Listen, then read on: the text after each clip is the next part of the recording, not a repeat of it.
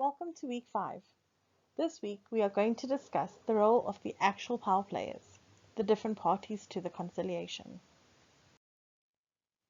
When we consider disputes, they usually develop from there being a misunderstanding between the parties, which means that where there are issues referred to conciliation, there is hope that a clear guided conversation between the parties can lead to the resolution of the issue.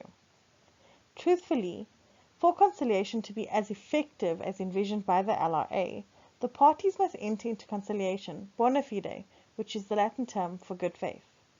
What we mean by good faith is both the applicant and the respondent to the conciliation should want to use the process of conciliation to actually resolve the issues between them.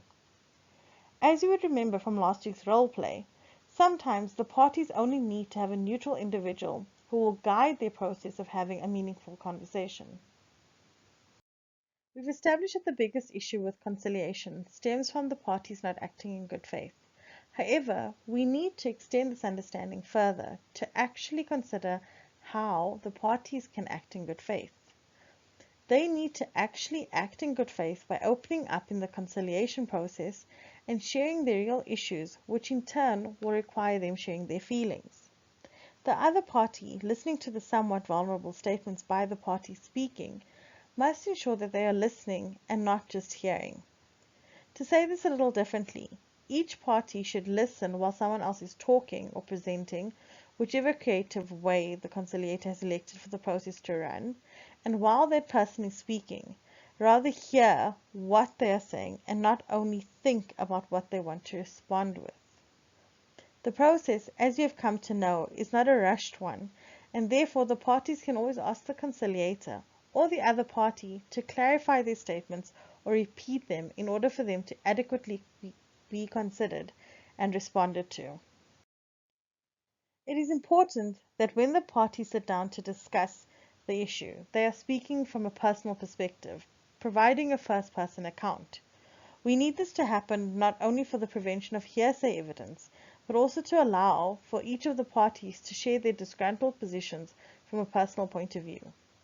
Why do you think this is important?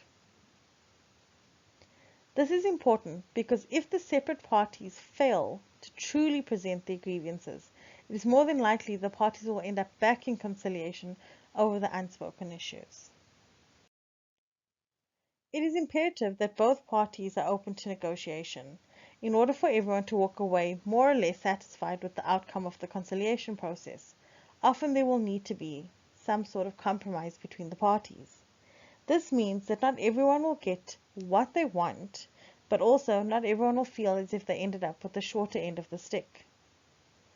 Lastly, remember the parties have to work together, which means they need to be clear with one another and clear the air with one another, as any unresolved issues will result in reignited issues down the line.